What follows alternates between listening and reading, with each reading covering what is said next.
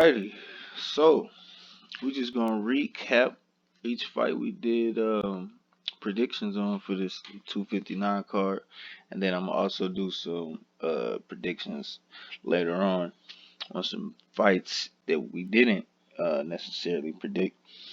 Now, this is why I say don't ever sleep on the prelims, because the prelims had some great fights on it, and I mean literally great fights, like absolutely great. But anyways, look. Amanda versus Megan, we got here. Um, this fight was not competitive at all. You already know. But the thing is, I still don't take back anything I said. Um, I have to upload the I have to upload the second half of that predictions video because it got cut short when I was uploading it to YouTube. um, my computer, it said that the video was too long to process, and it was about 22 minutes. So there's about 8 minutes, give or take, left over from the predictions part one. So I have to cut the video down and release the part two of that for those that are interested in hearing what I was actually me and Jake were talking about. We broke down the Megan fight with the rest of it, and we broke down the Jan versus Israel fight, in which you might find that interesting as well. But I will be getting into those follow ups on another video, regardless. Now,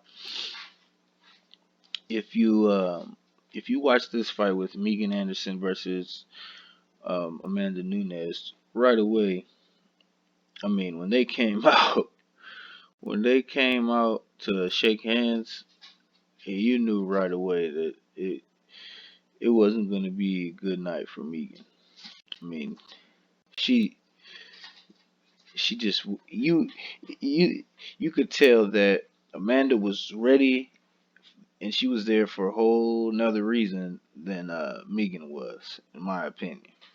Now, nothing against Megan or to discredit her from anything, but this is what I said, that Megan had a chance, a what a lot of people refer to as a puncher's chance, and I never thought at any point would she be dominating Amanda, but I said, and I still think, that had she found some separation in clinches and found some spots between exchanges and landed some good solid blows, or really just the one right blow, then she could have gave Amanda a huge problem. But she didn't, you know. And we can say that's just because of how good Amanda is. Not necessarily Megan is not good or was not ready or anything like that, but she was not ready for at the level that Amanda was, and that's clear, you know. And I'm not one of these Amanda can't be beat guys. Okay, I've seen Amanda get beat, and I'm still standing where I've always stood, that cyborg fight is a lot more competitive than people think, and it took a long time for her to accept that fight, and there's a reason for that. So let's not forget that either. But with all that being said, man, Amanda is serious, yo. She's serious. When we see these champs get to a point where um they beat so many people, and then they start looking ahead, start trying to call themselves the GOAT or the greatest of the weight division.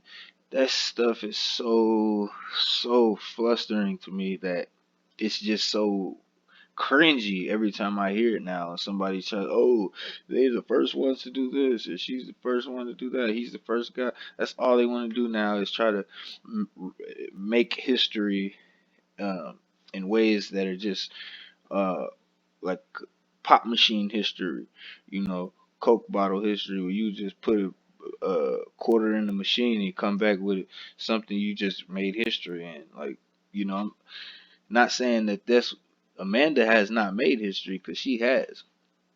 And the thing that I want to credit her with is that she's being anointed as the female goat, and possibly the outright goat, but definitely the female goat is what she's being anointed as by the media, the UFC, and a lot of fans. Now, not saying that there's no argument there, but again, what's impressive about that is she is still getting better. She's still hungry. She's mean. She is not messing around with these women. She is there to literally take them apart. Okay? And she does. She goes in there and takes these women apart. I mean, her last let's look let's look at her last few fights again. We did this last video, but this part is what got cut out. So you know what? Instead of releasing, well, I'm still gonna release it just so I have the receipts. So nobody can't be like, nah, you didn't say this, you didn't say that. So I'm gonna just release. But look, man, this was a great fight. A lot of people say Amanda lost this. Um, this fight here, Raquel Pennington, to me was a lot more competitive than people will say. Okay, um, this fight here, you know, obviously, if you watched it and you look at the time, you will know that that wasn't a very competitive fight. Although, although, like I said, um, timing isn't everything, because I thought whenever she fought Cyborg, that fight was a lot more competitive than it gets credit for. How come that fight isn't on there? Am I missing it? Where's the Cyborg fight?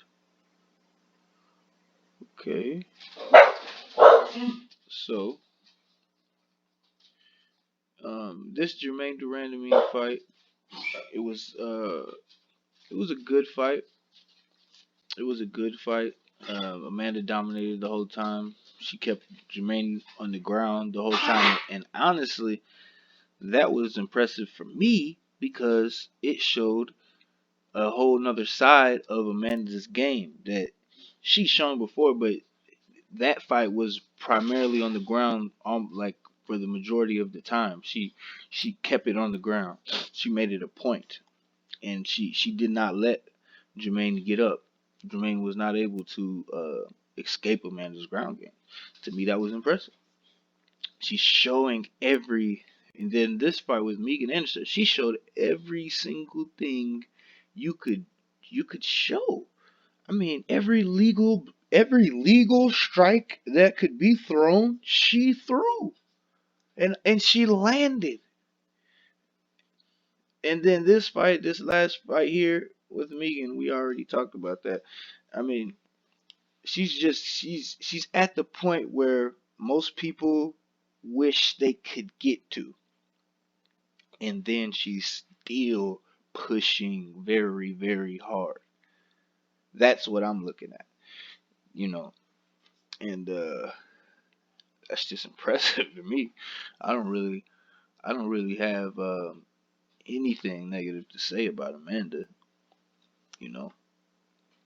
And that's what this channel isn't about, negativity anyways. It's all about positivity. We talk about the fighters, we break it down. We don't disrespect any fighters.